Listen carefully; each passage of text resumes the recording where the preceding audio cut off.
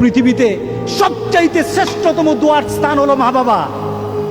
ওই মা বাবা যদি হাত পাতে আরশ পর্যন্ত পৌঁছে যায়, ওই মা বাবা যদি বদদুয়া করে, পৃথিবীর সব তীর সব টার্গেট মিস হতে পারে, কিন্তু মা বাবার বদদুয়া কখনো মিস হয় না, কখনো মিস হয় না।